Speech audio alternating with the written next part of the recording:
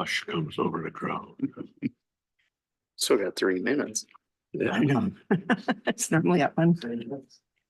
Flies back. Kim?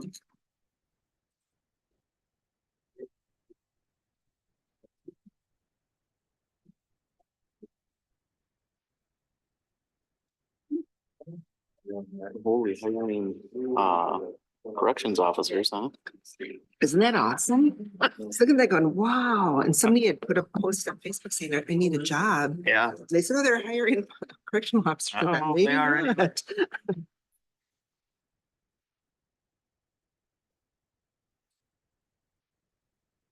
Oh, that's fine. Yep.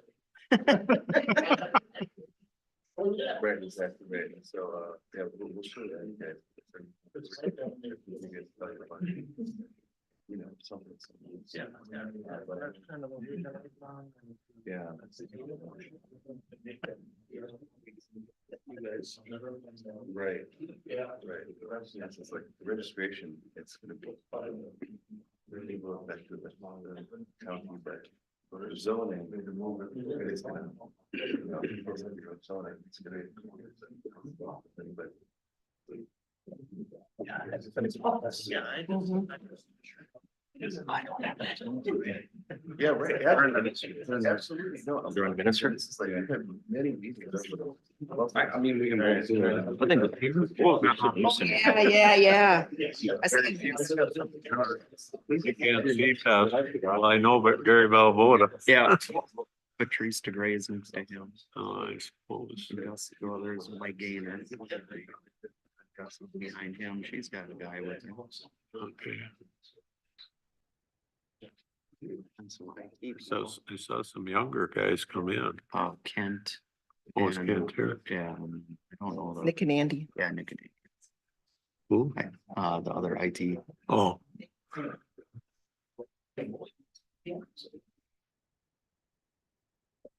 you sit next to Mark. Well, it's 10 o'clock, so we can start our meeting. If you would rise for the Pledge of Allegiance, please. I pledge allegiance to the flag of the United States of America and to the republic for which it stands, one nation, under God, indivisible, with liberty and justice for all. Thank you. So we are going to start with the public forum. Public forum, you're allowed to speak for 3 minutes. Is there anybody from the public that would like to speak today? Please come on up.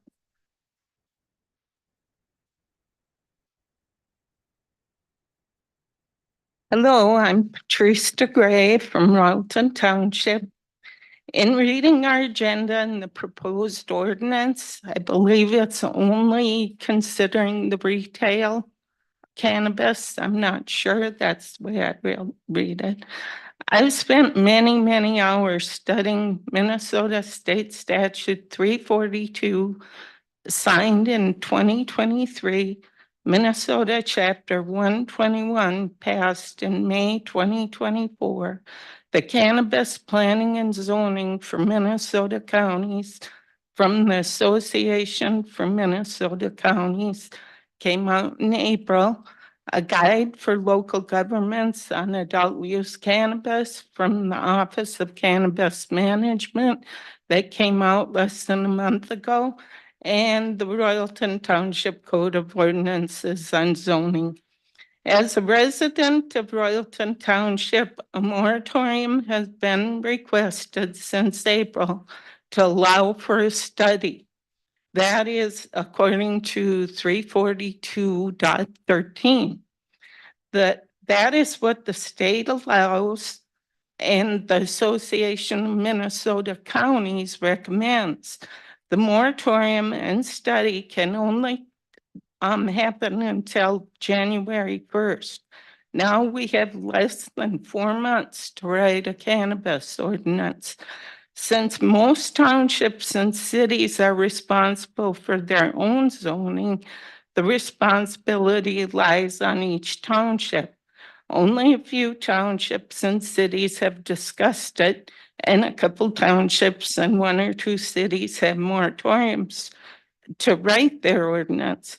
Royalton supervisors voted against a moratorium and passed all authority to Pine County and the state. I hope you've received that in writing by now. And so you consider our township in with the other townships that you cover the zoning for and are writing an ordinance for regarding the other licenses beyond retail in some kind of an ordinance. It is difficult for a township to hire an attorney to write this difficult ordinance. Some local unit of governments will be required, some local unit of government is going to be required to sign any license application sent from the state. If they sign yes, that license is in line with their zoning ordinance, they may get sued for having no ordinance in the future. Patrice, your timing was perfect. Thank you. I didn't time that, so that's good. That was perfect. Come on up, please. Hello, Denise Weiss, and I just want to make certain that I am on the agenda. So David just brought up too, that if you want to talk cannabis, you could do it during the public hearing for cannabis. Do you want to wait and do it then, or do you want to do it during the public forum?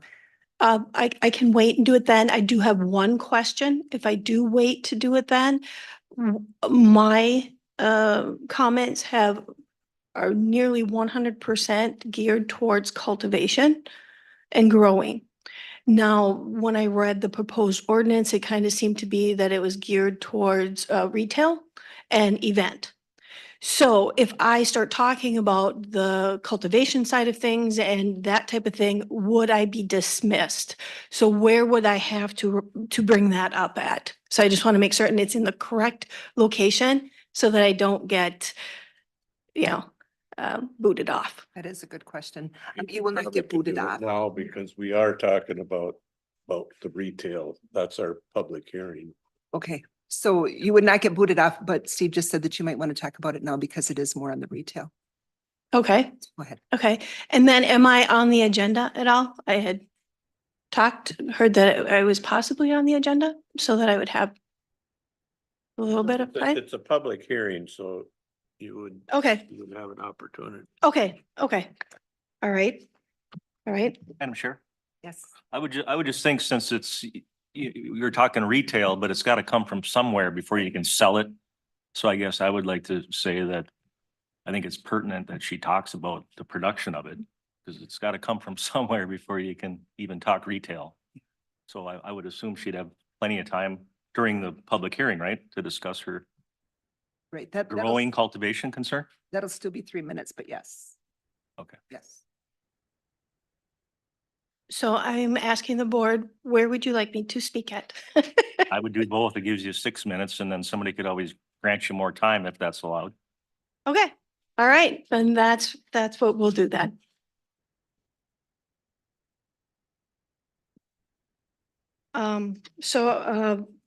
I'll hand these out afterwards. Denise Weiss, Royalton Township. We have, obviously you heard before that, we have a couple of issues going on. One, we do have a 30,000 square foot growing facility that is in pending negotiations for sale. It has not been sold. It's in pending. We also have a micro business that is also looking at being the social equity aspect of things, and that's going to be on a growing things. Micro businesses do have retail capabilities, so it does sort of tie in to retail because that will be on social equity, which will be those licenses will go out if they're drawn in a lottery roughly between August 12th and September. They could be potentially growing by October. And so I'm just going to talk a little bit about, we already know that Royalton Township, we'll talk about that in a little bit. Some of the things that the micro facilities and the growers have is land and zoning.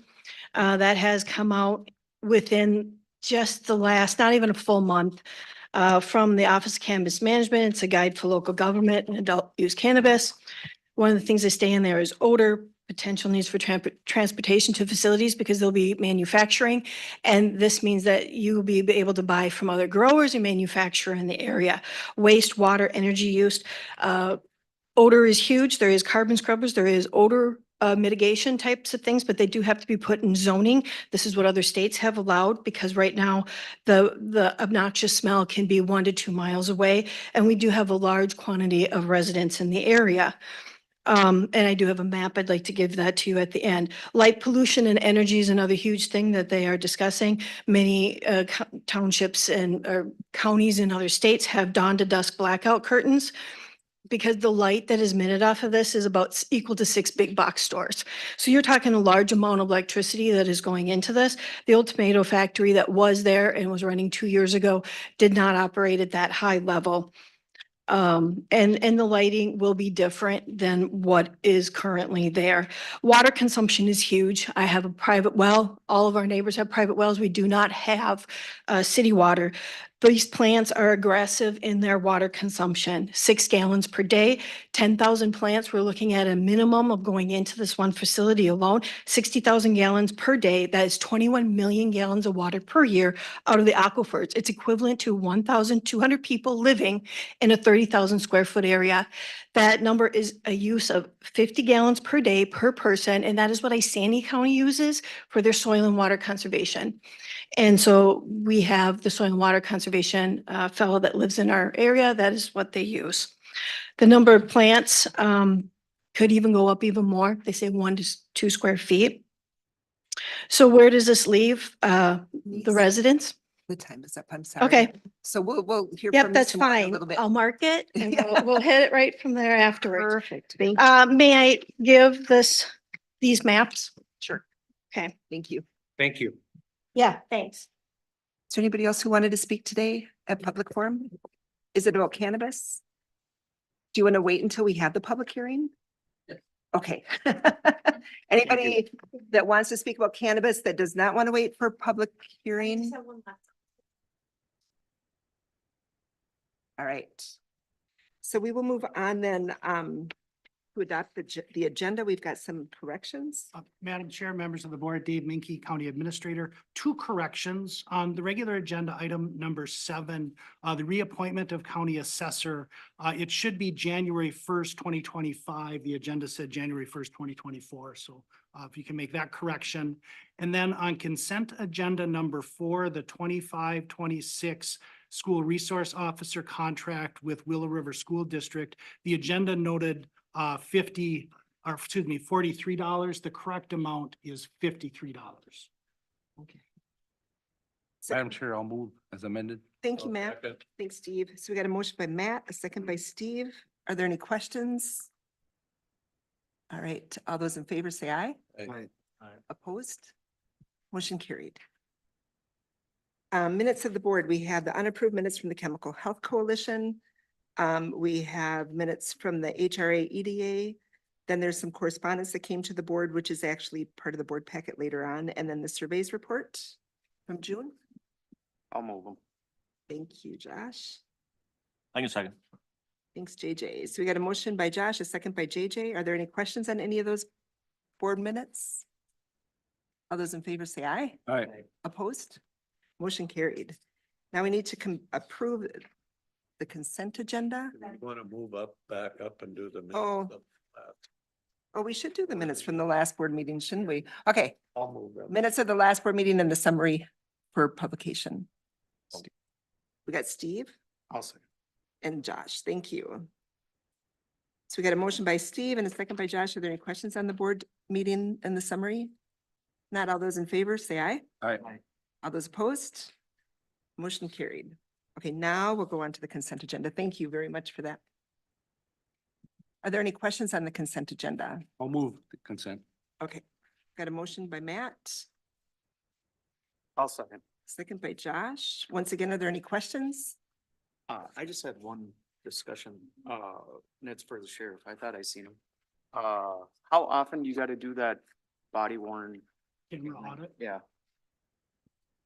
Sorry, Sheriff Nelson, that's every 2 years. every 2 years? Okay, sounds good. Thank you. All right, any other questions on the consent agenda? Not, all those in favor to accept it, say aye. Aye. Opposed? Motion carried. Regular agenda, we're going to start with the public hearing for ordinance number 2024-38, an ordinance to regulate cannabis businesses to be heard at 10, and that Dave is going to be our presenter. Good morning, Madam Chair, members of the board, Dave Minky, County Administrator. I'm going to provide kind of a high-level overview of the ordinance to maybe answer some initial questions, and then we can proceed into the public hearing. So the first bullet I want to highlight in the agenda memo that I wrote is when I wrote it on Wednesday afternoon, the rules had not been written. On my drive home Wednesday night, I heard on the radio that the rules in draft had been released. The first point is just, this is a new law that's being implemented. The rules have been now issued but not adopted. There are things we're going to learn and things that we may need to adjust to in the future. And so just keep that in mind. And then the ordinance regulates the registration of retail establishments and the licensing of cannabis events. Other related activities such as cultivating, manufacturing, and transporting are not regulated by the ordinance proposed today, but those potentially can be regulated through zoning.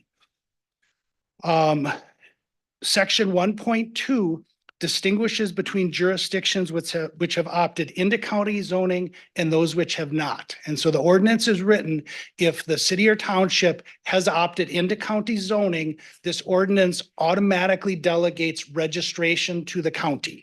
And we've heard from some of those jurisdictions, and that's what they want. If anyone doesn't want that, they should maybe let us know that. But that seems like the easiest way to be seamless and most helpful for those jurisdictions. They won't have to do anything. For jurisdictions that have zoning but want to delegate registration, that will require an affirmative action on their part to delegate that to the county. And they can delegate the registration without delegating their zoning authority. So they can retain the zoning. And we've heard that some folks want to do that. The registration authority is important because that's what the limit of one retail establishment per 12,500 functions on. So if Pine City, for example, does not delegate its registration authority and maintains its registration authority, it would be required to have one retail establishment per 12,500 people.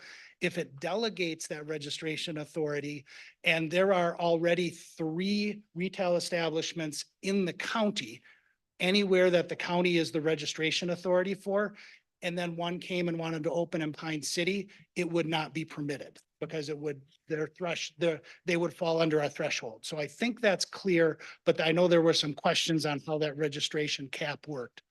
There's no requirement for the county or any jurisdiction to set a cap, but that is an option, and the ordinance is written to allow 3, which is the minimum number under the statute. Can we ask questions as you go? Yes. What's the process for a township to delegate? There will be a form that the county auditor will have that they would complete and submit. I presume they'll have to have a board vote, city council or town board to do that. Thank Oh, you. I have a question. Could we make sure that that correspondence gets to the people in them? Because I think some of them have it on their agenda maybe this week or next week, and they want to know what we're doing. And Yes, and that I'll cover in my last Okay, bullet. okay. Wait till the end. I got a question. Sure.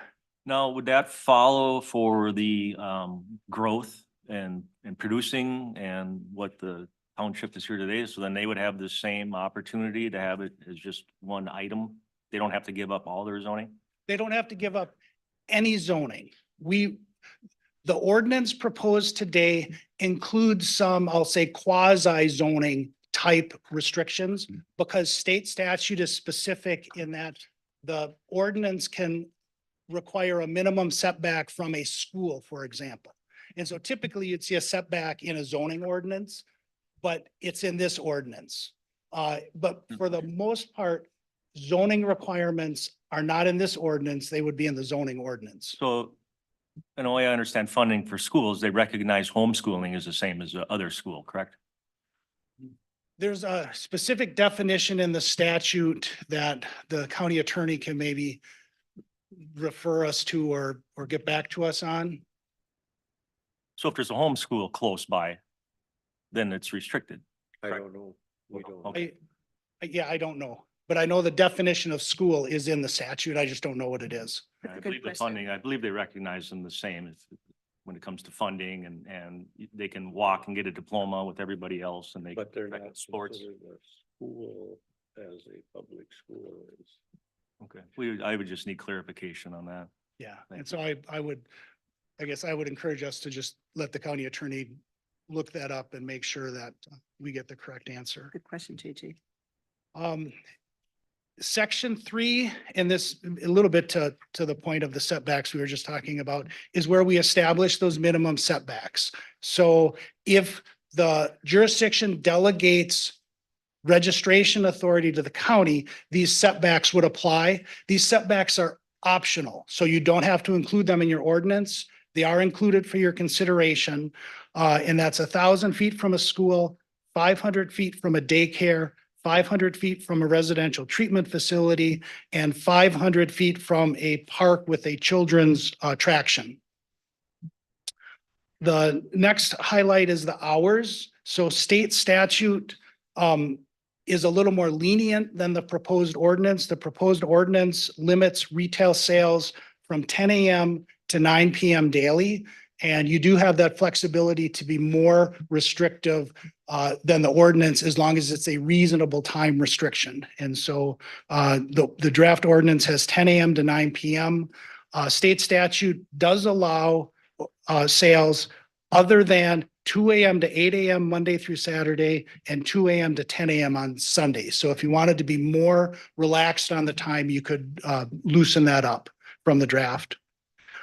Temporary cannabis events are permitted, and they're permitted through an administrative review of the county auditor and the county sheriff. If the county board wants to retain that authority to review those, you could do that. The ordinance writes it so that it would be an administrative delegation to the sheriff and the auditor. And the cannabis events are prohibited from consumption of adult use level cannabis. And so again, that is an option. You could allow adult use cannabis at those events.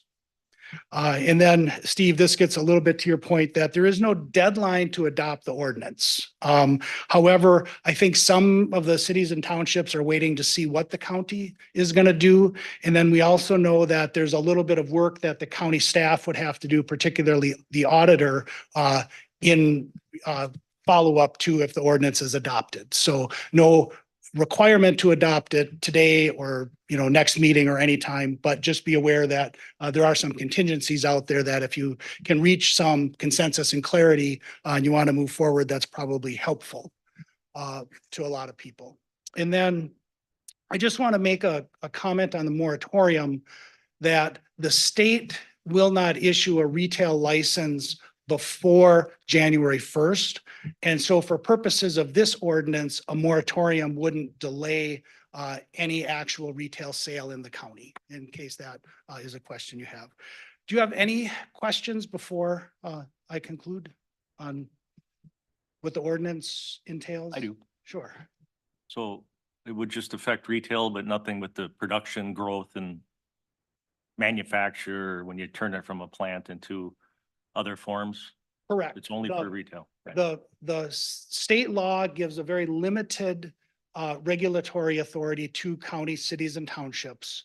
And though this ordinance, not being a zoning ordinance, doesn't address those things, if you were going to say, for example, build a cannabis grow facility and it's a commercial use, and you had zoning, township zoning, city zoning, whatever, that prohibited commercial uses from residential districts, then that would certainly apply.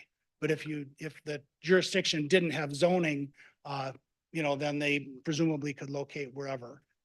Okay, and then, but what is in law right now? It says the distance to schools.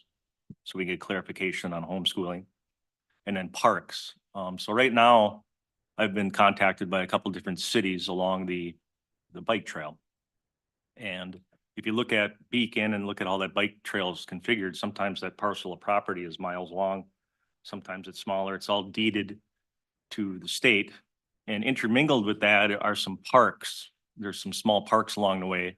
Some people define a park differently, I guess, than others, where there's a bench where you can sit with your child, your children, enjoy nature along this, and it's all publicly funded. I know there's been intermingling of parks and trailways monies is used for both. I guess there's this question then, is that gonna be 1,000 feet running with, parallel with the bike trail? So there'll be a 2,000-foot SWAT from basically Hinckley all the way to Carlton County? Yeah, That'll fit under parks? I don't believe that's how the law would be interpreted. And the ordinance which mirrors the law says a cannabis business shall not operate within 500 feet of an attraction within a public park that is regularly used by minors, including a playground or athletic field. And Yeah, so, I guess I see so many children riding up and down that bike trail, stopping along those small parks. And like I said, there's small cities along that have contacted me, and that's one of their concerns, questions. We need some definition on that. I mean, if it's getting funded out of parks and the checking account, I think says parks and trailways, doesn't it? And yeah, goes and down. I don't think that that section of the statute is not this Oh. section that is the cannabis law. And so I would defer to the attorney for a more specific interpretation of that distance. Isn't that something that could be covered too with the city zoning? Yes, but I don't think the city could say, for example, 2,000 feet away from any park.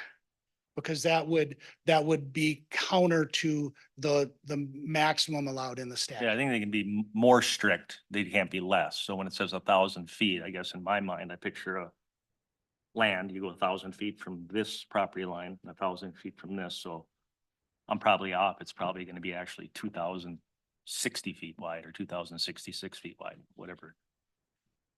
But it's all connected is what I'm saying. There's parks, benches, playgrounds and everything connected by land within boundaries described with the PID number.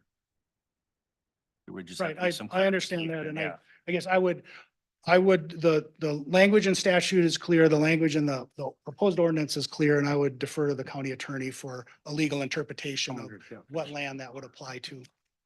Thank you. Any other questions from the commissioners? Well, I believe, didn't we already, you might have made the motion, didn't we already restrict like the use in county land already? Yes, the county has an ordinance adopted in 2023 that limits where cannabis can be used. And it basically prohibits use in public spaces. And then the public, I believe that was, some of the discussion was just even for secondhand smoke, which we know from the Department of Health is a. Yep. Has anybody studied the effects of, if you're manufacturing this stuff? The smell that's omitted within, what did this lady say at the beginning? There was some studies of 1 million or a mile radius or whatever, But Seems this like we already- ordinance- This ordinance is limited to the retail. If I. Yeah, right. Yeah. right? Yeah, and I'm probably the least knowledgeable person in the room on this topic. I'll just come out and say that. But if there are health impacts in the manufacturing process, presumably those get covered through like OSHA regulations. Just like if we have a zoning ordinance that regulates the setback of an asphalt plant. Well, right, like, right. We're not going to regulate the health conditions of the manufacturer of the asphalt. Right, just like on this, the land I'm talking about, if we had a county employee working out on that county land and somebody was using this and WSHA could get involved because it is a danger. It's still a danger, whether it's an employee or you're emitting it to the public. So they would, you'd probably just have to contact somebody other than OSHA. And since we already made this ordinance, I would just be hopeful it would be considered if you put a plant in next to somebody that any kind of smells or anything or waste or anything else. But this ordinance, JJ, is Strictly for sale. retail. Yep. Yeah, so I think all of the impacts are types of uses that are regulated through traditional zoning. And so there might be an avenue there for jurisdictions if they want to include regulate the impact of traffic and lighting and noise and dust and all of that, that can be done through traditional zoning. Sure, thank you. All right, thank you. So now we are going to open it up for public hearing and take public testimony. Yep, come on. Yes, please. Yep. Thank you, Denise. Thank you. So I was listening to Dave Minke, and I think one of the questions that I do have when it comes to the traditional zoning is in our particular area, we have school buses that run that area, and also children that stand out for the school bus. We have Pine City School Bus. We also have Bram School Bus. So I think as far as zoning, when it comes to what is allowed for these large areas, to keep that in mind where children are at. I'm going to skip over the rest of the water for now. Property taxes is one thing that I do want to bring up. The current location of where this 30,000 square foot greenhouse is to take over is only $250 a year they pay in property taxes. I pay $3,000. And some of my neighbors pay up to $5,000. So this is not going to be something that is going to be a tax revenue on the cultivation side of things through taxes. And you will not be making it on the taxes for retail. So one of my questions is, can this be the reason it's only $250 is the structures are considered temporary structures. Can they be moved to the industrial park where there'll be security, water can be regulated, sewer can be protected? Can they be moved to forfeited lands was one suggestion that I had heard from somebody. We do have some open areas where if we're not getting tax dollars, maybe these can be moved there and they can get some tax dollars. I do have a question as far as turning over all of our zoning to the county. It was brought to my attention that Arna Township, there was a deal with that they were able to, the county was able to take on an issue that they had without turning over all of their zoning.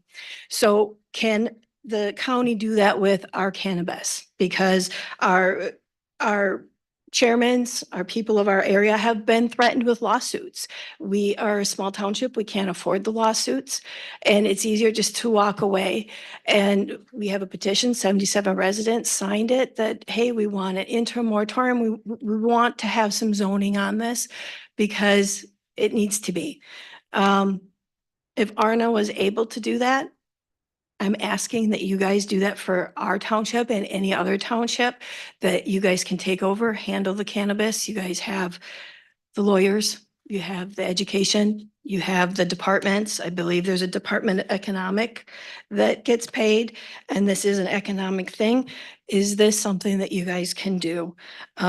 Because the residents, myself included, we need protection. We pay our taxes. We live here. We need protection.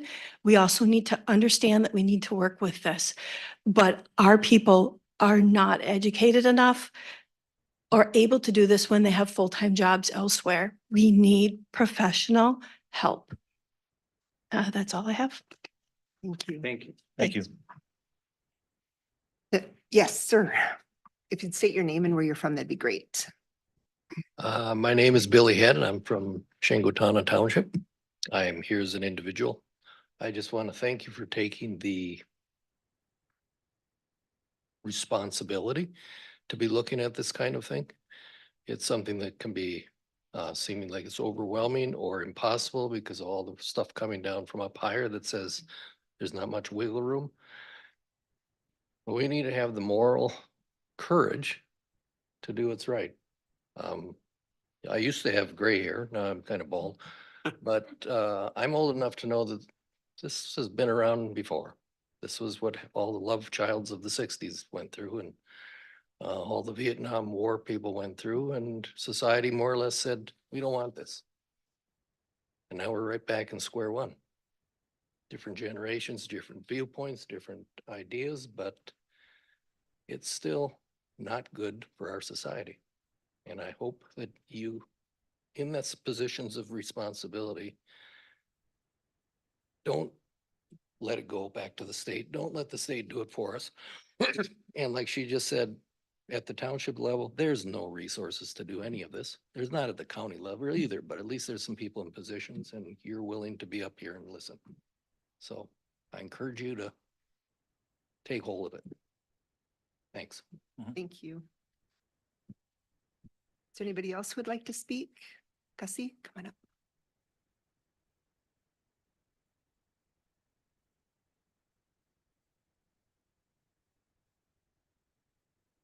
My thoughts are a little scattered on this, so I'm going to try to just hone in on the things, the high points that I saw here. And Can you I say want, who you are in case there's somebody else in the This- room that doesn't know you? okay, like you said, I'm Gussie Yeah. Crew from Sandstone Township. What I think we need to have is a map of the area where the restrictions are schools, daycares, and I don't know if that includes vulnerable adults. There are a lot of vulnerable adults in the community and they should have that same. I was asked by somebody locally if that would happen, and I don't know that. I think we probably premature on that, knowing where the restrictions are with the feet from.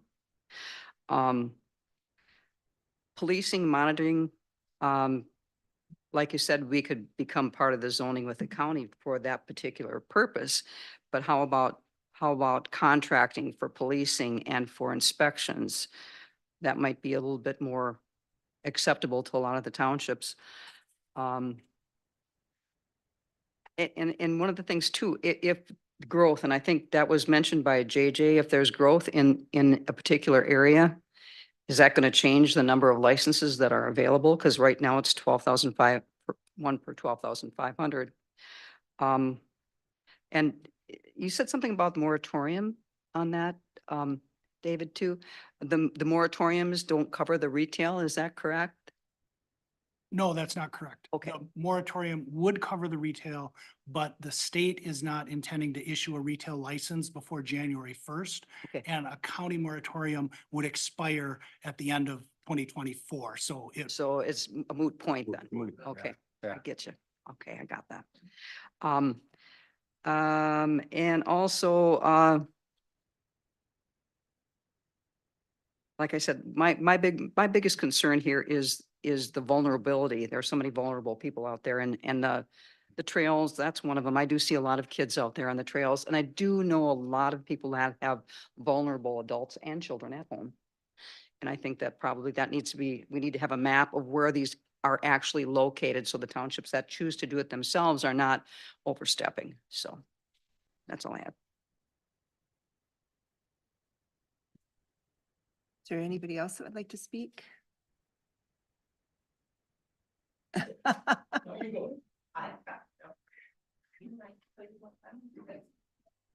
Hello, Doug Stanger. I'm from Royalton Township. We have kind of a unique area because our residential is an 80-acre parcel. It'd be like 8 houses because they have a 10-acre minimum.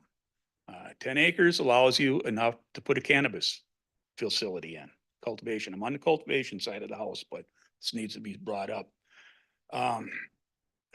There's right fits and there's wrong fits for where you cultivate this marijuana. I think the Martin site is, you know, as best as you can get for that area with the river and everything there. I'd like to suggest we start a committee and come up with some conditions in zoning for the actual cultivation. Simple things like farm, one cultivator to the next should be a minimum 4 miles apart because of pollen coming out, depending on what you're going to cultivate. Everything cultivated indoors because you can mitigate the smell with charcoal filters. Should be argumentatively industrial. You have industrial areas. That's where they should be. Your police are more apt to be in there. You have the 3-phase power. You have all the requirements that you need. I'd like to make a motion to start that committee and I would chair that committee. Second.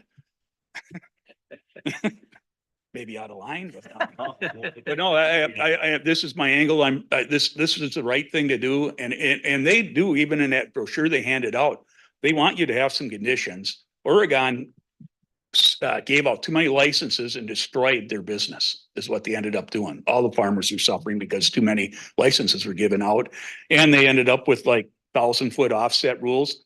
Why would any residential house not be given the same consideration as a school or anything else? I have 7 grandkids over on the weekends all the time.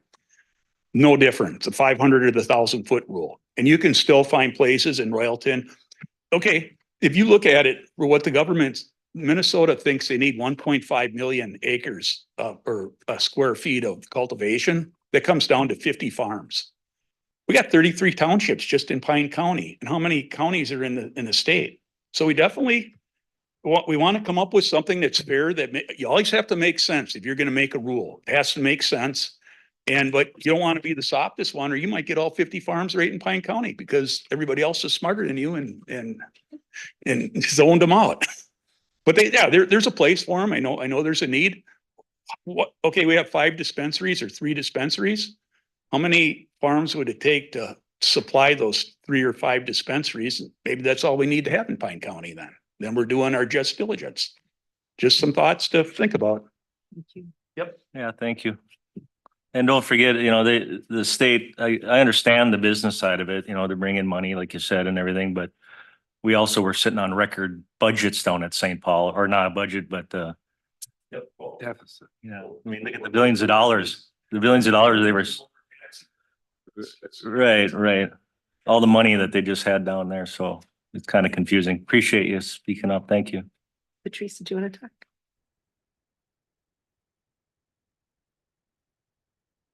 I would just point out that the social equity licensing is gonna come out beginning this month through September 15th.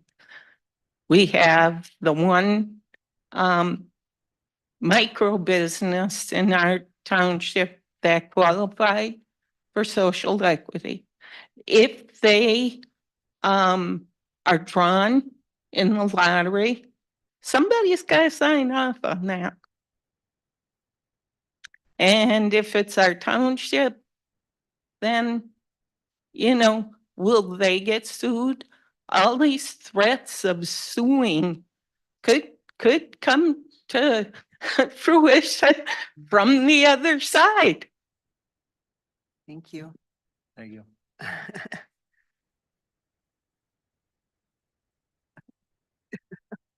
I think you got it. Gussie Croup again. I just have one question. Is there going to be some kind of surety bond? So if this business goes bust, that it's actually handled correctly?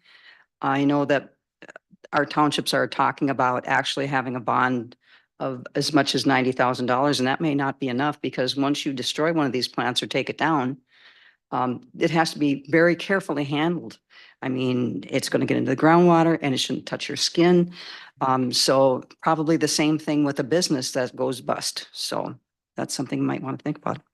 Thank you. Quick.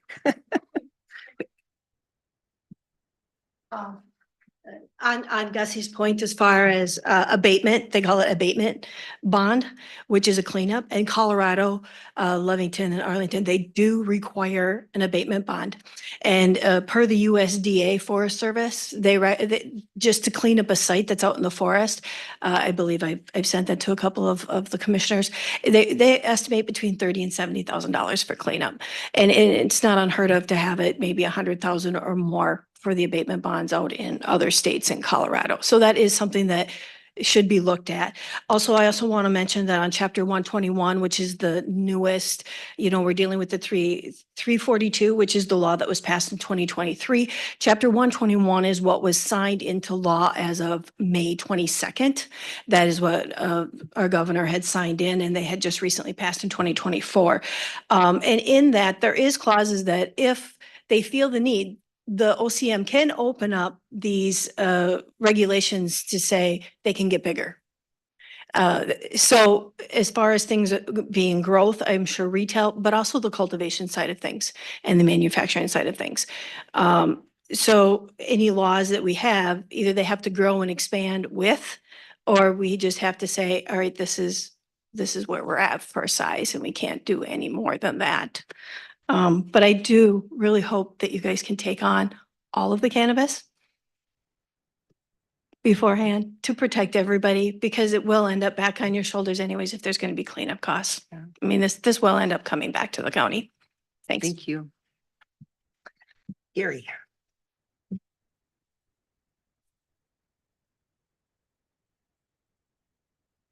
Gary Velvoda, and I'm from Royalton Township. I'm within a mile of this facility, but there's a river between us. But a question for Mr. Minky, did you call that a commercial enterprise, the growing operation? I believe that it would be reasonable to classify an indoor growing operation of some multiple thousand square feet as a commercial use. And if you'd want to look at your zoning ordinance, right? And Yes. If it wasn't clear what a commercial use was with regard to indoor agriculture, you might want to amend the zoning ordinance to be sure it's included. Our argument was, and especially what I brought up, I called FSA. And hemp is a subsidized product. Marijuana is not because it's federally illegal. So my point, our township isn't zoned by little sections. It's just inclusive agricultural, residential. And my point was, it's not agriculture. They would bring up, it grows tomatoes there. It's a greenhouse. But I'm saying it's not an agricultural product because it's not subsidized. You don't have federal disaster funds to it. You know, all this stuff. So So I'd like to see that definition of commercial operation with that. That would help us. And I think, and I can't give you advice and Right. I'm not the zoning expert, right? But I think you could also look at making it a conditional use anywhere, right? If you don't have the real district by district zoning, you could potentially create like an overlay district Mhm. that included any number of cannabis and cannabis related activities, Mhm. manufacturing, storage, growing, Right. whatever, and make it a conditional use as a way to exert some influence over how the operation is Madam Chair, conducted. if I can, Wait, just. were you Right, but- interrupting, David? Yeah, I'm just trying to be helpful. Right, right. Now I wanted the definition. Yep. JJ. but then you gotta figure out whether you want a conditional use or an interim use, Interim. correct? Because Interim would be better. Well, it makes a interim can go difference on the away. Capital investment in the product or not, whether it goes with the property or goes with the owner. I know that. Okay, so part. you got that. And then the Yeah. other thing is you might already know it's gotta be commercial because the laws that are already accepted and written, if I understand it, maybe Reese can clarify, it's 2 pounds, right? Mhm. An individual can have up to 2 pounds. So Right.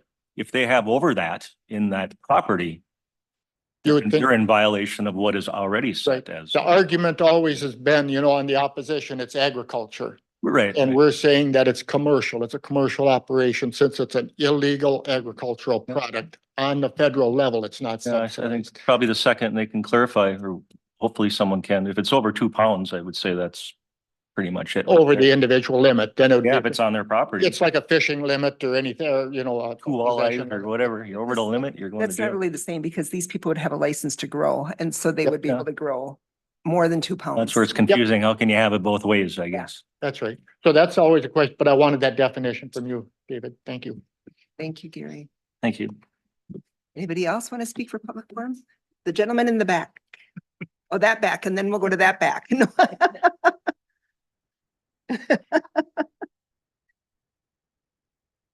Good morning, Mark Kitchenmaster, Brook Park Township Zoning Administrator. One quick question. How do we delay the requests that we're getting? We've got some people coming to our meeting this coming week for starting a cannabis operation. What's our avenue to delay those? To do a growing facility or to sell? Correct. Either one, Okay. Moratorium? moratorium. That's what I was thinking. I just wanted to be certain because we do have people who are asking already, take a moratorium to January 1st, 21-25. And then, of course, we would probably make a move to have the county take over that cannabis zoning, which would be my recommendation. I think you'd have a better handle on it than we would. All right, thank you. Thank you. Sir?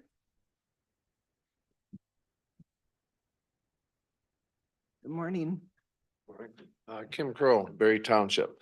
You said that the state is not going to give out any permits until January 1st. Is that just on the selling or is that growing as well? I'm saying confidently based on the last information I have that it's the retail sale. Just the retail, but not the growing. I don't know about the growing. Okay. I don't know if- Then as far as mitigation, here probably 10 years ago, up by Kettle River where I live up there, there was an illegal facility that was found, was run by Mexican drug cartels or something. There's got to be some information on what that cost to clean up that. So maybe that would be something to look at as far as how much of a bond would need to be cleaned up a facility like that, because we have already done it. So that's all I have. That's a good thought. Anybody else? All right, we're gonna close the public hearing and go back to the Pine County Board's additional discussion. Madam Chair, I Yes. believe the county attorney can give an update on the definition of schools if you'd like that at this. Oh, thank you. So Madam Chair, so the statute just uses the general word school without a definition. The proposed ordinance that a lot of this language is taken from an OCM template, the proposed ordinance uses public school as defined under Minnesota law, which obviously has the general definition that we're all aware of, but it also includes a non-public school that meets reporting requirements. And so I'm assuming that homeschools that report to the local superintendent fall under that statute. So that could include those type of homeschools. So outside that, if there's a homeschool that's not reporting, then it would not be covered by this ordinance. The other point I wanted to bring up was there was a mention of the word park, and what the statute says is that you can, within 500 feet of an attraction within a public park that is regularly used by minors, including playground or athletic field. So it's not park in general, but it has to be an attraction within a park that is regularly used by minors. I'm gonna take, okay, I'm thinking of the West Side Park in Pine City. You've got the one side of the park has the playground for the kids, and then the other side of the park has where people sit and the audience for the groups. So 500 feet from where those actual playground is, somebody could be on the other side of that park, outside of that 500 feet, and they could be using. Yes, that's a good example. Of course, that would be in Pine City's jurisdiction, so we wouldn't be covered under this, but yeah, that's a great example of one park and then playground and 500 feet away. Thank you, that's. Yeah, it says within a park. And Yes. just for my own use here, my own. That might have been the wrong word. But with this ordinance that we've been reading about and discussing is only retail, and I think we get our wires crossed real quickly talking about the manufacturing and the growing of it. And this ordinance that we're gonna act on today is just for retail. And so, and that's the part that townships can opt into. The rest is zoning, and we only zone for the townships who have asked us to be their zoning authority. Is that accurate that the zoning, if a township signs up for zoning, it would only be for the selling? It would not be, could we do it so that it's also for manufacturing? So as contemplated, the ordinance does not cover zoning at all. Okay. There are some time and place restrictions in the ordinance before you today that are similar to restrictions you could include in a zoning ordinance, but we're not attempting to override an existing zoning ordinance. We're simply taking what the statute clearly includes in the retail registration piece of the local regulation authority and put it into this ordinance so it's clear, concise, easy to understand for people. The Pine County Zoning Board has had some conversation or will have some conversation as to whether the zoning ordinance that applies only to the jurisdictions that have opted in and the shoreland, whether there should be any changes to accommodate or account for the new cannabis law.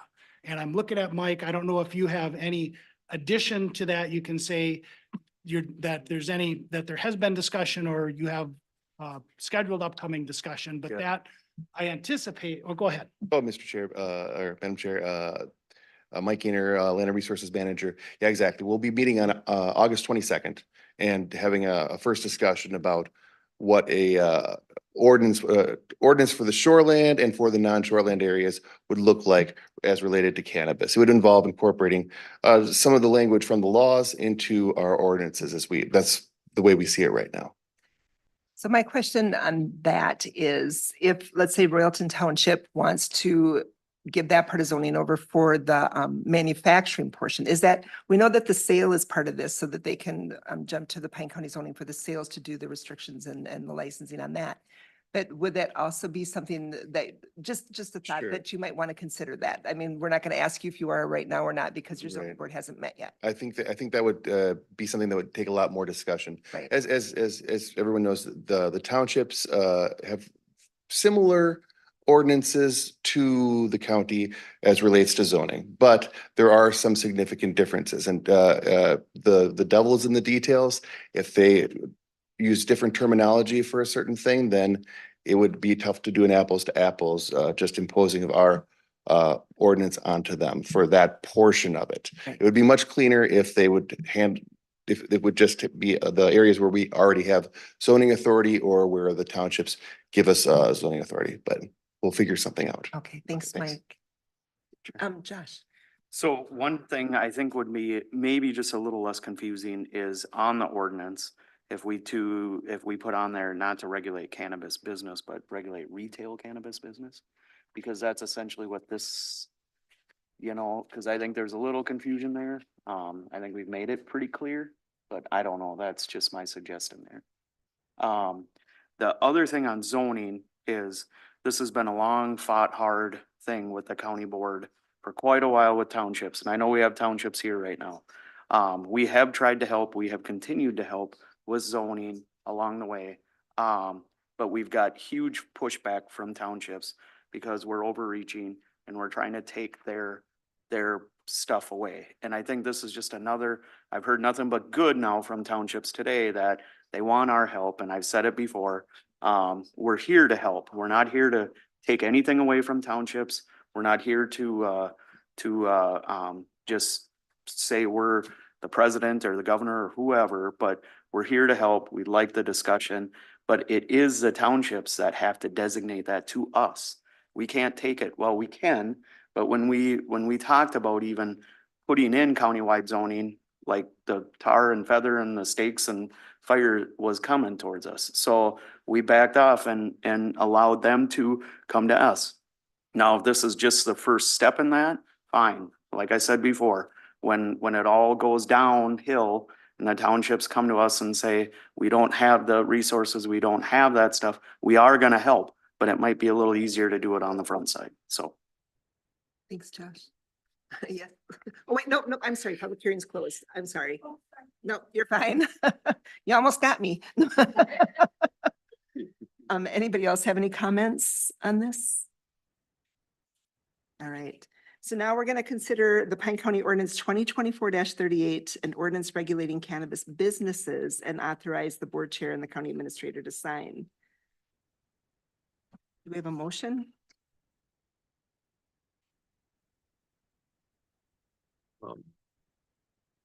I'm ready to make the motion. I just want to be clear about the number of retail businesses allowed under this ordinance. Madam Chair, the methodology included in the ordinance would allow for 3 unless, well, 3. no, it's based on where does the registration apply? Right. Yeah, so if we added up the population of the areas in the county that have opted into county zoning, we do not get to 12,500. So we would only. One. And then it would grow potentially if jurisdictions delegated registration. So we could have 3 if everybody said we want the county to be a registration site. if we're doing it today, we would say there's one in the county. In the areas where the county Where is the we have- registration authority. Right. Yep. Yeah, I'm sorry to belabor the point. No, I just wanna- Oh, it's I good to understand know. that. I just wanted to make sure I had it straight, but I will make that motion. Thank you, Steve. We have a motion by Steve for ordinance 2024-38. Do we have a second? I'll second, Madam Thanks, Chair. Matt. So we have a motion by Steve. Once again, are there any questions or comments on this ordinance? Madam Chair, Yes. what is, again, I know we talked about last time, what are the requirements for adding more? So, and any jurisdiction, and Kelly's gonna have to develop a little bit of a process based on the ordinance, but basically, city, township, their board would just pass a resolution that would delegate the registration authority to the county, and they work with Kelly to do that. And so if you're interested in doing that, I would encourage folks just to contact Kelly directly. Are you And- asking if we want to have 5 places that can? sell That's what I'm instead? saying. Yeah. And if you can wait until after the 13th. But if we decided, we got rooms full of people meeting after meeting saying we want to have 5 retail places in this county, we could have a public hearing and change it, correct? Or not? That's the process, is you have to have a public hearing to, to amend that's the what I'm, ordinance. Yep. not that the population wise, but the minimum, but if you wanted to. Well, anytime you would, once you adopt an ordinance, anytime you want to amend that ordinance, you would have a public hearing. Which is, it's not terribly hard, right? But you have to go, Yeah. you can't just administratively say, Right. we're gonna have 5. Right. Or we can't come to a meeting 2 months from now and say, I changed my mind, I want to make a motion to have 5. We'd have to put notice out, have a public hearing, and then have a vote, see where it came out. So maybe to wrap that up, if you adopt the ordinance today, Kelly will work to put out a communication to every jurisdiction that would be the process needed to delegate the registration authority. And registration only. Yep. Just keep in mind Okay. Kelly's doing a primary election right now and she's crazy busy, so it will be after. Are there any other questions or comments? Now we have a motion by Steve and a second by Matt. All those in favor say aye. Opposed, say no. I abstain. I have commercial property that could possibly maybe be a site. I don't know. You don't know. It's on I-35. I've had other constituents talk to me about it, so I abstain from voting Okay, thanks, JJ. on a conflict. Motion carried. Now we're going to start the public hearing for ordinance 2024-46, an ordinance repealing the Bremen Township sewage and wastewater ordinance. And we have Kelly. Thank you, Madam Chair, members of the board. Kelly Schroeder, County Auditor Treasurer. So we have done this many times over the last about 8 years, in that cities and townships in Pine County previously administered their own sewer ordinance, and now have decided that they would rather see the county administer it. So Bremen Township has requested that the county administer their septic ordinance, and thus by repealing their previous septic ordinance. So that is what the ordinance covers. Okay. Are there any questions for Kelly for discussion before we open it up for public hearing? No, thanks, Kelly. So now we're going to open it up to public hearing and public testimony. Is there anybody that would like to speak on this? I see none. So we're going to close the public hearing and go back to, is there any discussion on the board side?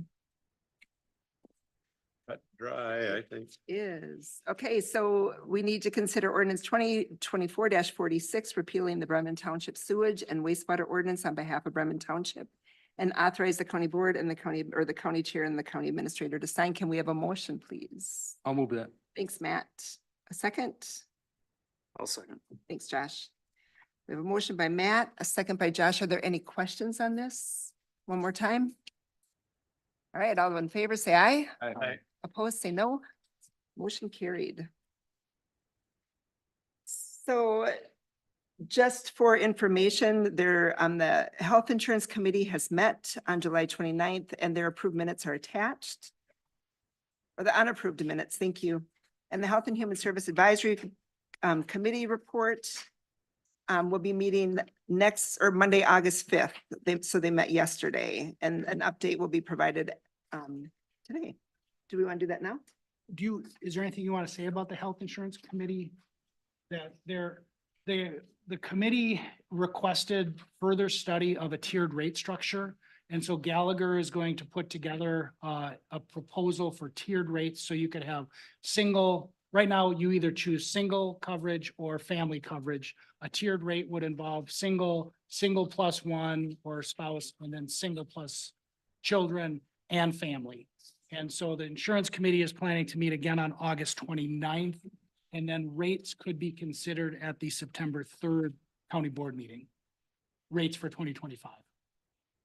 Yes, that's accurate. Yep. I would just comment wherever movement we create in the thing affects other plans. So Right. just people are aware of it. That's what they have to work through. Yep. Yep.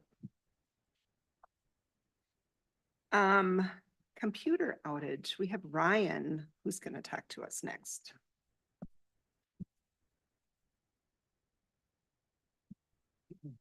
All right, good morning, Madam Chair, members of the board. My name is Ryan Fendel, IT Manager for Pine County, and I'll give you a quick update on a recent computer outage that we had. At 11:09 PM on July 18th, CrowdStrike, an industry-leading antivirus and endpoint detection response company, released a faulty update that caused critical Microsoft Windows infrastructure around the globe to crash and to fall in a state of recovery. Hopefully you've seen the news. Causing one of the largest IT outages ever. It is estimated around 8.8 million workstations and servers were affected by this outage.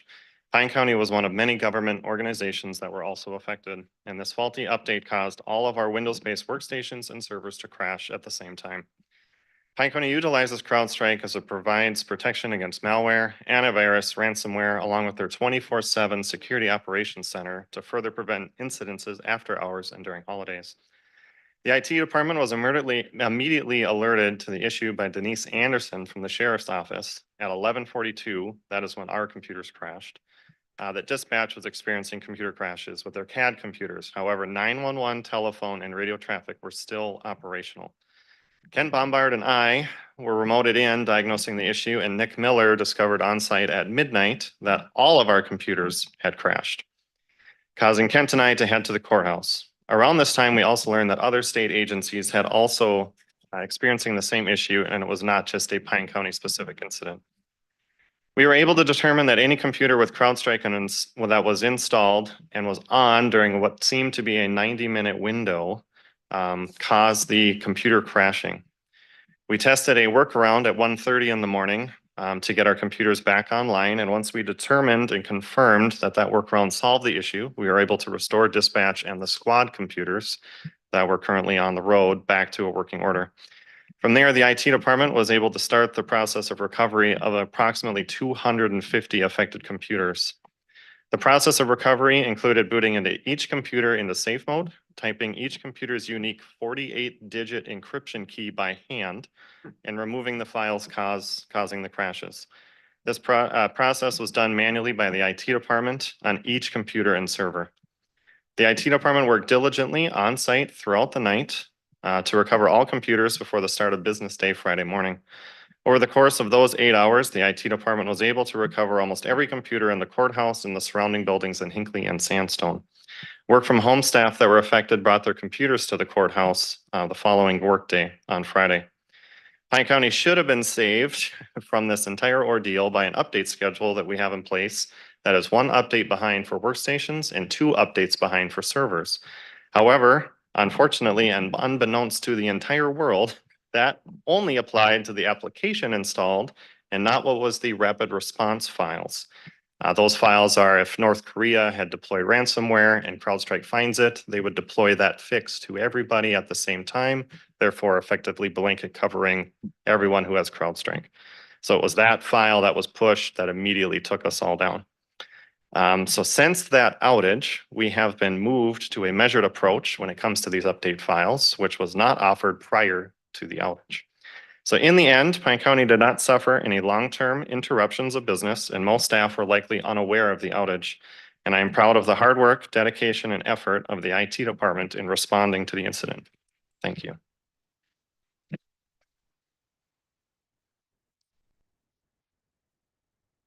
Does anybody have any comments for the IT department? Yeah, Steve? you. Steve. I think they did yeoman's work and we're not as big as Delta Airlines, but you know, it took them a week to get back in normal operations and it took most small companies in America. Were out of work on Friday and didn't resume till Monday. So thank you, guys. Madam Chair. Yes. I would say we were affected, and Napa is a worldwide company that it took me till around noon on Friday. So, and we couldn't do nothing. I mean, and it wasn't all of them, but I mean, so that's a pretty big company. I would like to say that I was with other counties and other counties suffered a lot longer. I mean, it was well into the day and the state went well into the day with no services. And so we have an amazing team and I'd like to call you all up, Nick and Andy and Kent, would you come join us up here too, please? You guys are amazing and we are very blessed to have you. And I know that you don't get enough praise for the things that you do, but you are so appreciated. But these guys like to be behind the scenes, they don't like to be here. So that I fun to have them here. But thank you all for everything you do every day. Our Pine County residents' information safe and keep our employees safe and just, you do your things so well and you are appreciated. Thank you.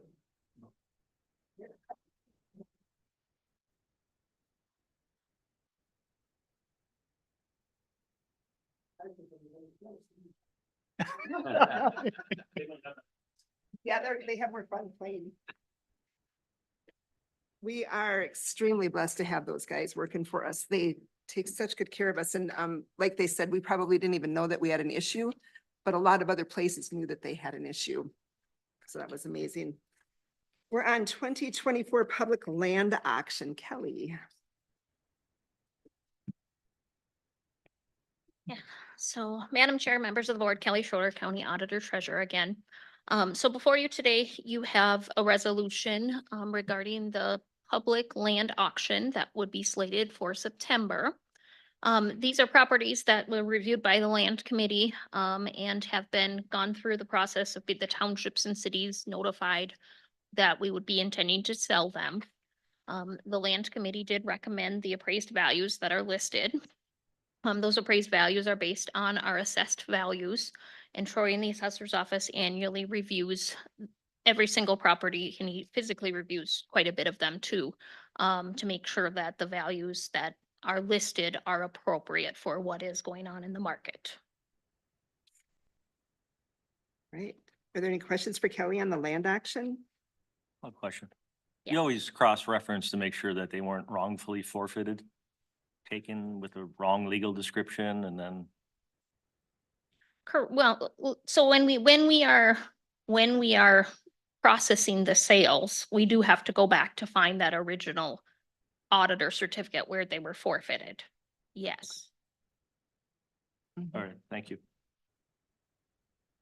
All right, so with that, we're going to consider the approval of resolution 2024-42, authorizing the public land auction, the parcels to be sold at the appraised values and the sale terms and conditions. I will move. Thank you, Matt. 2024-42. Thank you. Do we have a second? Thank you, Steve. Are there any questions? I have a question. Mhm. On our HRA EDA, there was I believe the HRA EDA wrote a letter recommending the lowering of the price of a parcel. It's documented in our minutes. Was that considered at all on the one parcel? So is it going to be listed at the current price or is it going to be? You're on that committee, aren't you, JJ? Yeah, well, I have it here, but before we It was make reduced. a motion to sell this land, I just want to confirm the price. So on- I have, can I ask a question quick for those that were on the board? Can I ask why the HRA EDA is getting involved in our land sales? Well, was Leslie available? She could probably help explain this. There was a gentleman that spoke at our meeting. Matt could even. Well, I can speak to it. This came before the land committee. It didn't sell last time, so it was reduced in price by, I can't remember the exact amount, but it was reduced by 18. About 35,000 35. total from what it was offered at last So year. we reduced it Standard practice, correct? from Correct. even, from what it was, but it was assessed still at that price, I think, but we reduced it below assessor Correct, value. because it didn't I sell. think last year. statute says we're supposed to use assessor values, but I think based on but as a land committee, we pushed it out, I think, right? Is that accurate? So the statute leaves the appraised value very open, as to, it's the county board's pleasure as to what Yeah, you're gonna use yeah. for assessed value or appraised value. In the past, we have stuck with assessed value just because it's a number that we can hang our hat on and have a reason why it is what it is. And so when we start to deviate from that, we need to have very good reason why we're deviating from that. Which the reduction is that we are planning for this year at the 215 is very standard of what we followed in the past of, okay, we offered it at that price one year and it didn't sell, so now we need to do an additional reduction. Thank you. So the resolution before you does have it at the 215, not the 180. Okay, that's gonna be the price then. If that's what this board would like. Because it is a county board decision as to the appraised values. And if you're looking at your materials, it's the previously offered parcels number 4, Carrick Township. Right. Well, I'd like to amend the motion. Can I do that, Madam Chair? Yes, you may. Well, then I'd like to follow the HREDA's recommendation after listening to the gentleman's presentation and going by the appraisals that he had. I would like to make the motion to lower the price of the one in Carrick Township. Do you want the parcel ID number? And you know which one it is.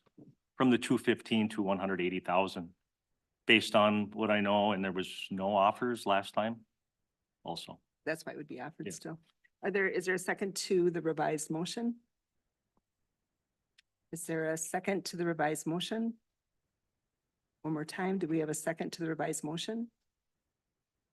Okay, so I appreciate that our staff does what they need to do by statute and JJ, I'm confused because you have many times stated that we don't sell land at a high enough value. And then now you're asking to have it reduced. I guess I get kind of confused by that. So, I can help with your confusion. There was no offers on it. This gentleman came with appraisals. Currently on our board, we have people in the private sector, a banker and a realtor. And they are the ones that came up with this. I'm just wanting to make sure that it's offered at the right price. And if that's the price that now the board just decided without getting a second, that's the price it'll be offered at. It's that Okay. simple. I hope that helps with your confusion. Madam Chair, yes, thanks. I just want to note that with the process, if it doesn't sell, it stays on the thing for a year, open for people to come in Right. and then at some point, if they wanted to come back in front for a discussion, I think it couldn't it? Well, correct. So the process will be, it will be offered at the auction in September. It sounds like at the 215,000. And then if it does not sell, it will be available through that next July of 2025 for someone to walk to my counter and say, I will pay that appraised value. If it doesn't sell at that point, then it would go through this exact same process again. We'd withdraw it from the sale, we'd reappraise it, and then we'd offer it at the September 2025 sale. So for me, we presented this for approval for us as far as to bring it forward a meeting back when we came out of committee, when we did the committee report. So they would been in front of us then too. Right. But I look at it like this. So we have numbers out there. And when one person comes in and I want to lower the price, what about the rest of the people that don't see that happening yet in the public thing and they don't put a bid in on it from somewhere? So I just want to keep it open how we originally had it set up in all of our records. Yes. So. You know, and the other thing is that nobody can come in and make a bid to lower the value. It's that minimum amount that's on here is what it's for sale for. Yeah. So, I agree. Thank you, Matt. So we have a motion by Matt and a second by Josh for resolution 2024, or wrong resolution, sorry. Resolution 2024-42, authorizing the public land sale as is. And wasn't the second by Me. Colin? Yeah. Yeah, so it was Matt and Steve, yeah. So, are there any other questions or concerns?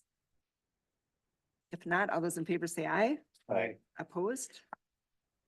Motion carried. Next, we are on the assessor's reappointment. So Kelly. I could take that again if you'd like. So Kelly Schroeder, County Auditor Treasurer. So you have the reappointment of County Assessor Lori Houtsma in front of you. So state statute says once every 4 years that reappointment process needs to happen. And so that is before you today. She does a good job. I'll move that. Thank you, Steve. And then this is where we had that correction to 2025 from 2024. Correct. Okay, so we got a motion by Steve, Second. second by Josh. Are there any questions about this one? All right, we have a motion by Matt, a second by Josh for resolution 24/42. All those, oh, I keep going to the wrong one. By Steve and Josh. All those in favor say aye. Aye.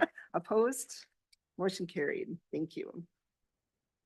Number 8, we are on award contract 2403. We have Mark. So we opened bids last week on our resurfacing projects and got a real good bid from Knife River Corporation. They were 2.2% under the estimate, so recommend awarding to them $3,132,074.42. So I would expect September work for that, for this contract, so. Any questions on that? Contractors, did we have? 2 bids. Yep. The other was 22% over, and we're kind of seeing bids all over the map this year, so it's hard to, if you get one that's a little bit under, we're pretty excited about that, so. I will move those contracts. Sounds good. So contract 2403. We have a motion by Steve, Second. second by Josh. Are there any questions? Are you seeing some of the prices starting to level off or get, I mean, I think we've seen that. I think, we just by chance we're bidding it at the right time maybe, or there's a contractor that's hungry. The bridge project that we opened bids on last month for the federal project on 2 came in real good.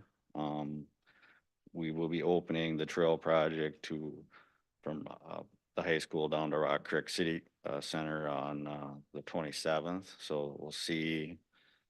That'll be our last bid for the year, but this year we've done real well in our bids. And so I know across the state, there's been some that have been real high and then some way under, so for us, it's been stable, so.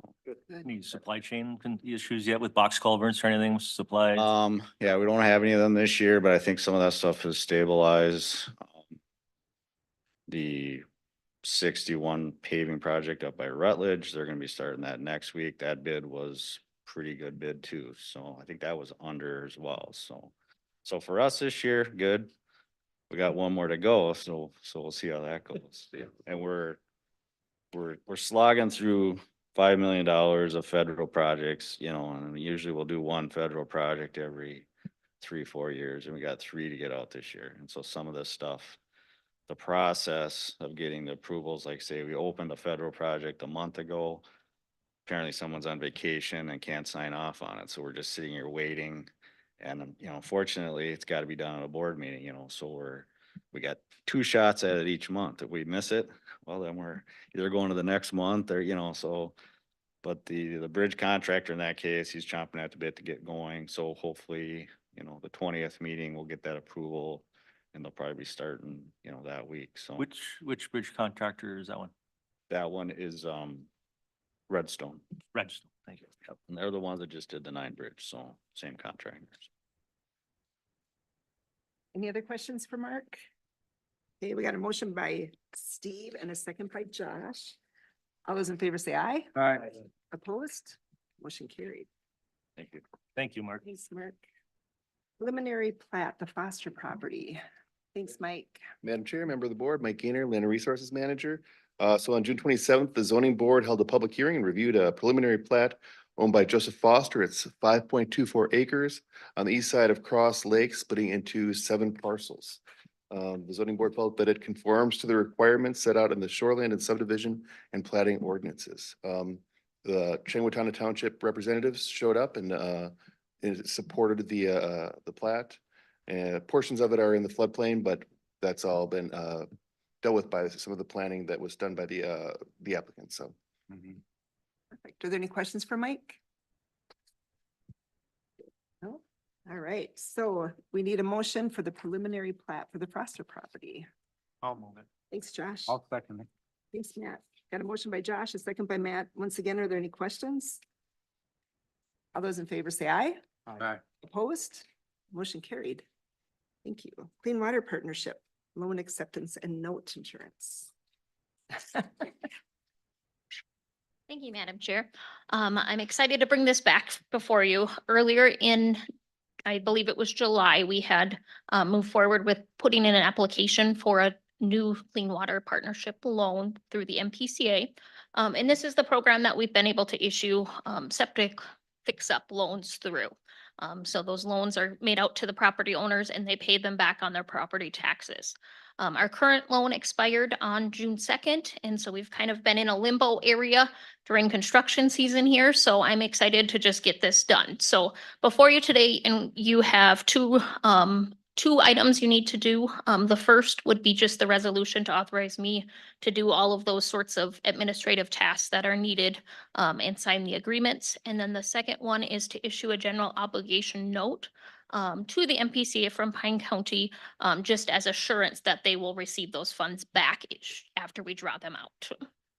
Thank you. Does anybody have any questions for Kelly? Oh, we're used to this one. I know, I think it can be done as one motion for resolution number 2024-43 and 2024-44. Can we have a motion for those? Are you gonna do both together, I think? Yeah, Yeah, I'll move that. thank you. Second. So we got a motion by Matt, a second by Josh. Are there any questions once again? All right, all those in favor say aye. Aye. Opposed? No. Motion carried. Thank you. Lower St. Croix Watershed Funding Support. We get to see Mike again. Hello again. So the Lower St. Croix Watershed Partnership, they drafted a letter to the Clean Water Research Council. They want support for stable funding for the watershed-based implementation and clean water fund programs.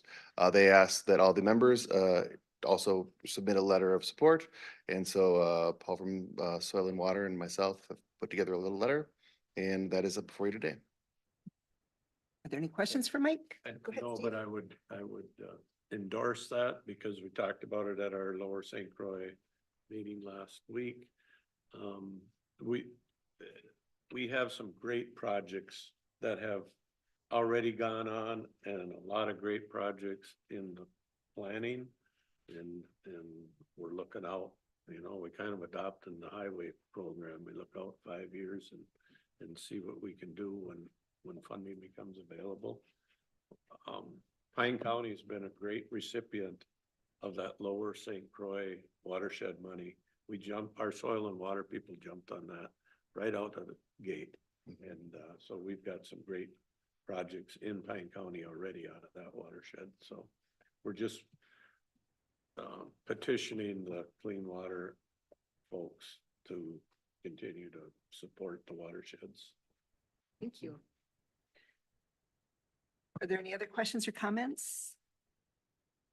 All right, can we have a motion to support them by, do we have to do, we got to do people? I'll move that. Thank you, Steve. Got a motion by Steve, I'll second. second by Josh. Once again, are there any questions for Mike on that? If none, all those in favor say aye. Right. Opposed? Motion carried. So we are on commissioner updates. Did anybody make it to the Parks and Trails annual meeting? So Nope. Arrowhead Transit. I met with a lady that's our local coordinator person has left Arrowhead. So the person, the Iron Range that's in charge of the whole transportation area was here. I talked to her. They're gonna take, they want to take another stab at dial-a-ride in the Sandstone area. And so I talked to David, he talked to Kathy, and we're gonna try to do it a little differently this time and get the city council, the city, involved. I talked to Matt this morning about it. And, so we get all geared up before they start offering the service. Sounds good. I was talking to somebody the other day and they, you know, we always think we have Attaboy, but Attaboy's gone to more medical. Right. And so we lost, Yep. we did lose transportation there. Mille Lacs Corporate Ventures Tour, we went and toured the growing facility at Mille Lacs. I have to say that when you pull in there, you can't even tell that it's a growing facility. You can't, it's built right behind the casino in Mille Lacs and everything about it, it looks like a regular building. We did talk about the Royalton problem with the smell, and their facility is going to be built so none of the air from inside goes outside. None of the air from the outside goes inside. It's going to be a total, so he said you will not smell unless they get a separate plant that somebody wants to have them grow. He said, we can't guarantee that there won't be any with that, but with ours, you will have no smell, which is, but they're spending big bucks to have that. And yeah, it is, the way that they do things, it's an amazing facility and they put a lot of time and effort into it. The thing that they have going for them, and we will be having one in Hinckley. They will be putting one there also, I'm sure. But the thing that goes for that is that they don't want to ruin the casino atmosphere either. They don't want people to go into the casino and smell this, you know. So, I mean, they're really protective over what they're doing. So if you want to see a good facility and how it's done right, that is an amazing facility. Snake River Partnership, we met and the last time we did a petition, we agreed to do the petition at our last meeting here. And the last time we did that, we had our public hearing almost right away. And so we set up the meeting the same way that we did last time, and Dave came back and said, no, you know, according to the information, you have to wait 90 days. So our meeting is going to be November 6th, where we are going to be able to vote to dissolve the membership board. So that was good. The other thing that came out of that meeting is Deanna is leaving us. She took a different job. So they need to find somebody else that will be able to fill that spot for her and keep things moving. Technology committee was rescheduled. The NLX was canceled. The HRA EDA. Oh, your HRA, you want to do that? Yeah. Start that one? Yeah. HRA. Yeah, I sit on the HRA EDA board. We had a presentation from Brad Willoughby. That's what we discussed a little earlier about the sale of a piece of land. We also then discussed the dynamic homes. Terry, you might be able to help on this. Is that a corporate, like Mille Lacs Corporate Ventures owns dynamic homes, I believe? I Heard do of it? not know. Oh, I know they did a bunch. They have a lot. They have a lot. Yeah, I know they Madam did a, Chair, Commissioner Wilhelm. Yeah.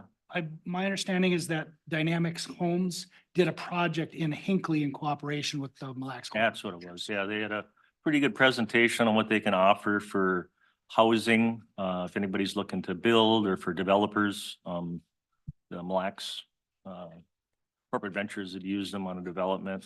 It was really interesting because they're built so much better than conventional homes. They're built inside a factory. They say that when they go through hurricanes and storms, they're actually hold up better.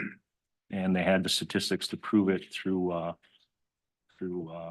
That dynamic home is? yeah, that was the dynamic ones. They did facility management, nothing report on policies. Matt, is there anything else I might have missed? I'm trying to think, the North Quarter Department, there was some discussion on that. I think they passed a resolution to modify the term of the loan and do some adjustments in there. Yeah, it's not on the minutes, sir. And of course, there was that Alpaca North presentation. Yep, that same gentleman, Yeah, and then, Brad Willoughby. Updates on the storm damage, they're gonna follow through with that. Yeah, the motion to lower that asking price was actually a 3-to-1 to lower the price. I guess I should mention that. That's all I got. Okay. Pine County and Pine Technical and the schools meeting. Do you want to start with that one? Yeah. Want me to start? Yes, please. Yeah, okay. Becky was the chairperson, she did a fine job. She did. And we talked about the resource officers, which we have started that contract process and Did you make it to the Iron Pine Solar? schools Cause I couldn't. have really come to Are you gonna report on that? appreciate You don't that. have it here.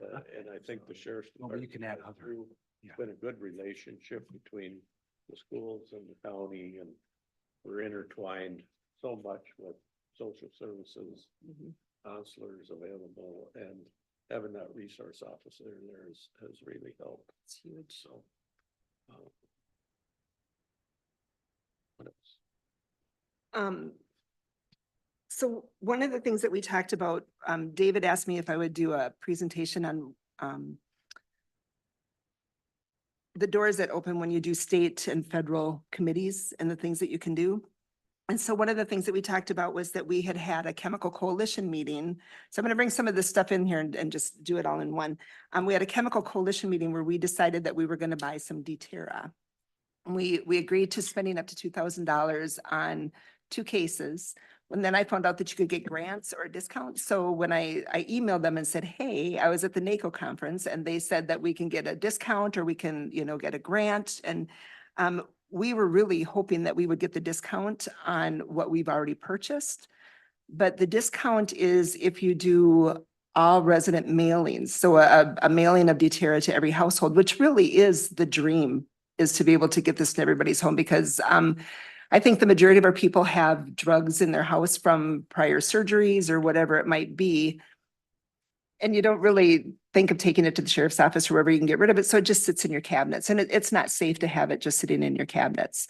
So we talked to them and it kind of mind boggling.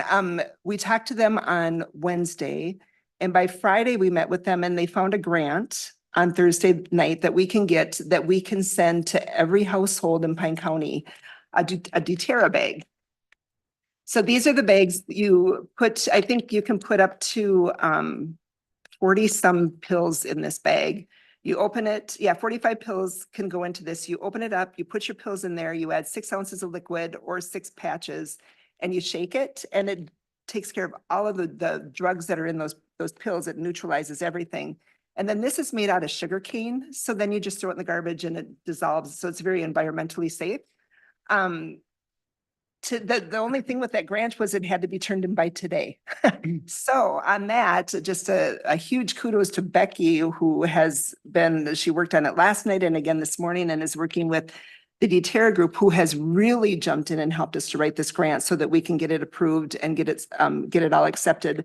So hopefully in the very near future, we will have D-Terra bags going to every residence and then they'll have informational packets on them that explains what the opioids are, what the hazards are to have it in your home, the benefits of getting them out of your home.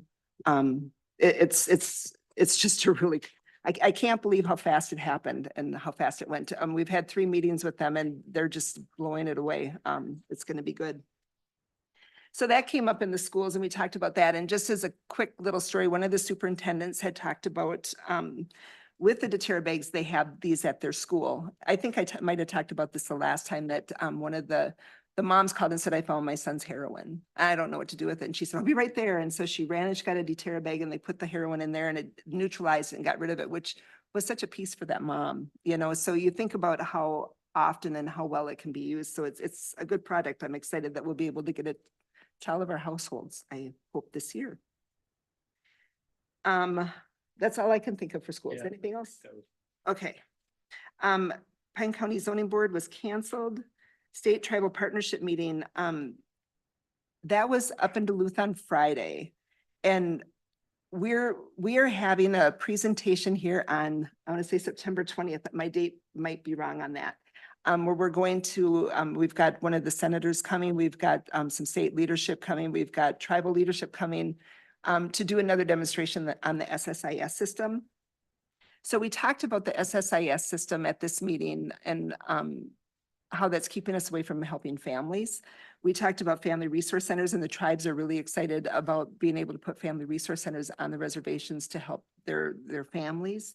But the one thing that I found out is that you've got your guardian ad litem system, you've got your court system, you've got the SSIS system, and everybody's doing the same work and entering the same information and has the same issues. So it's going to be interesting, September 24th, and the senator that's coming is Mary Kunesh. We sent an email out to Tim Walz the other day to see if the governor or somebody from his staff would come, just so we can get more voices on the state side so we can get things fixed. But, you know, sitting in and hearing that meeting, I think it's going to be important to bring up at that meeting also that, you know, we need to get all of our systems to talk. We know that it doesn't talk to probation or to courts or to our sheriff's department, but we need to do better for our families. Investment committee is to be rescheduled. Are there any others? I got one. Yes. We had Central Minnesota Council on Aging. Mm, Actually, we had executive committee meeting, which I had a conflict with, and I called in and talked with Lori and the staff about, but our regular meeting was last Thursday, and you know, all the money that the Council on Aging gets comes from the Older American Act. And it's split up in all these little pockets, not little pockets, they're pretty big pockets. But you can't spend the money that, if you have leftover money in caregiving, you just can't say, oh, it'd be nice to move it over here and spend it on congregate dining. right. So that whole game of trying to stay on budget, they have loosened finally the reins a little bit on moving it from home delivered meals to congregate dining, because those change with time. In communities, it changes, demographics change a little bit. If somebody has a really good senior center, people like to go there, and it's probably more of a socialization than it is the eating. But they've really found out that these frozen meals, so if your mom or somebody has a hard time cooking, Mhm. you can actually go get these frozen meals, like up to 25 of them or something. Take them home. Maybe your mom can even put them in the microwave herself, and they're actually pretty good meals. They We have- did that a lot for Jerry's dad. He liked him. Yeah. They had them for us one time, and it was actually some smart lady from Catholic Charities that figured this system out. Because they had leftover food occasionally, and they weren't allowed to keep it. So she said, you know, if we seal this in a freezer bag, we can make a nutritious meal up for people. And so they got approval to do that, and it's been a hit, and it really works good. And our contractor in Pine County for Meals on Wheels, so for lack of a better name, but congregate dining sites and home delivered meals is Catholic Charities. And then they bring the food, say, to Pine City, and then local volunteers deliver it out to homes. So, yeah, I worry about that funding because costs per meal costs have continued to climb. And Catholic Charities and Lutheran Social Services are the two big contractors in central Minnesota. And they lose money on it every year, but they're a charity. But, you know, they have to cover their costs because they have to hire employees to do this, to do the cooking and drive the stuff to the next. But, so I'm always worried that the funding gets fickle, you know, people don't forget about rural residents when they look at the big picture, and they can feed, you know, 5,000 people in a big metropolitan area in a very short demographic or regional area.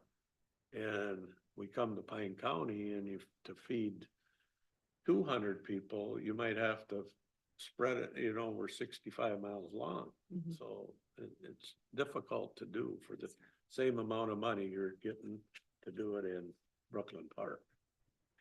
So anyway. And of course, if anybody knows elderly people that need help with chores around home and stuff, those programs are they've kind of taken a hit. They can't find people to work. They haven't got an increase in funding, so they have to not hire as many people because nobody works for $10 an hour anymore. So anyway, that's where we're at. Anybody else have any others? I have other Okay. public hearing for the solar project, Northern Iron Pine Solar.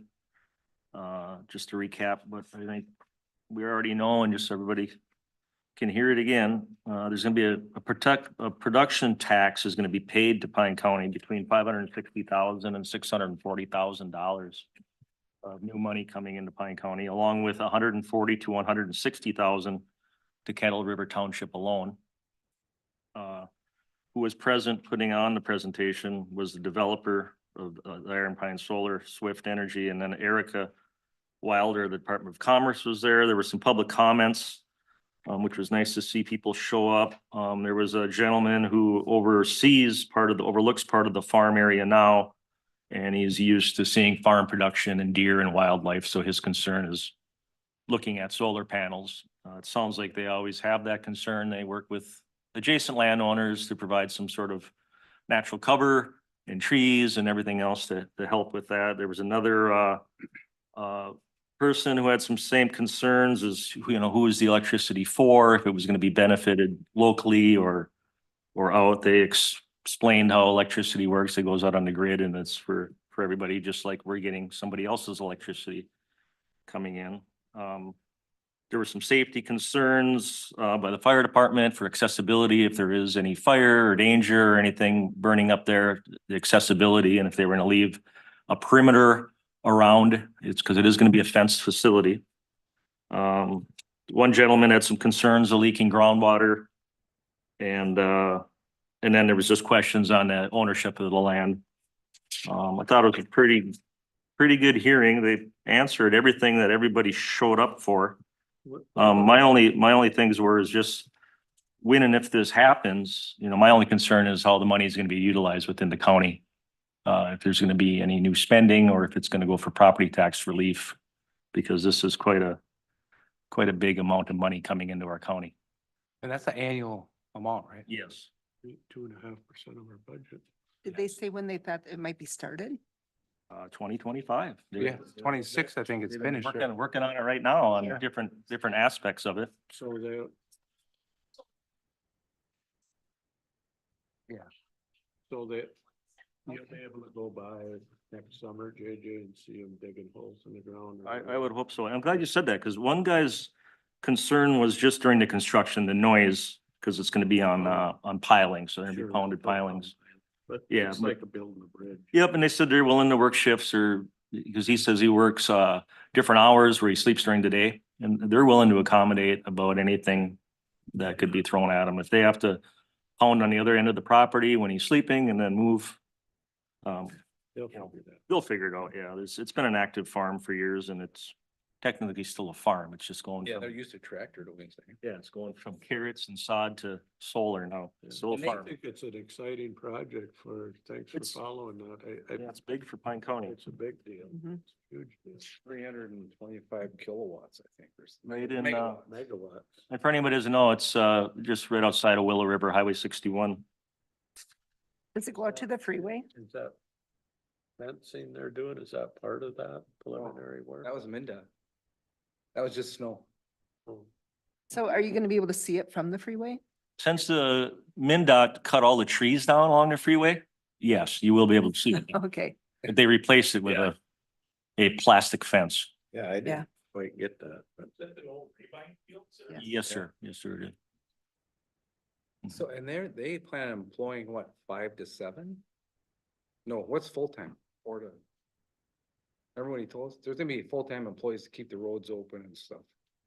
Yeah. So, Well, it's a I didn't big, make that last it's a meeting. big deal. Thanks. Any others? Josh? We did, our last library meeting, we didn't have a quorum, so we did have it last week or 2 weeks ago. Basically, the big thing we talked about was we were thinking about getting rid of all our print, and just going all over the internet, which there's a computer in there and everything. It was, determined that we're not going to. We're gonna keep what we have for print. We did get rid of one section of stuff. But we've had a lot of problems with theft lately.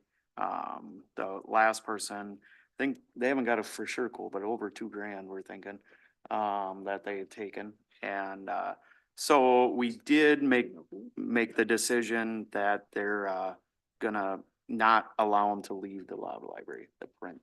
So there's copy machine, they can print whatever they need to print off the internet, to take with them. But that is what we're gonna go with. We'll see if that helps. I believe that theft was turned over to the sheriff's department and they're investigating it, so. So yeah, that's about it. Well, I just want to add, on the DTERA stuff, with one of the meetings that we sat on, what they figured is that it's going to cost $69,857.36 to mail the DTERA packages out to every household. And the grant is from the state's opioid money that they got. So we'll be using the state's money, which is always nice. And they're figuring that we can take 491,220 pills from circulation with that one mailing, which is pretty cool. So, and then also I sat in on a coffee and conversations and consideration with Shaq. And actually I ran it and it was it was on opioids and fentanyl. They said that the deaths have doubled since 2019. So there's $24 million that the state has given out to help with drug overdoses. So, which may be part of what we'll be getting with that. So, yeah, it's, I think of how much Narcan has kept the deaths down, you know, and what it would be like if we didn't have the Narcan out there. So that's all that I've got. Does anybody else? All right, if not, the meeting's adjourned.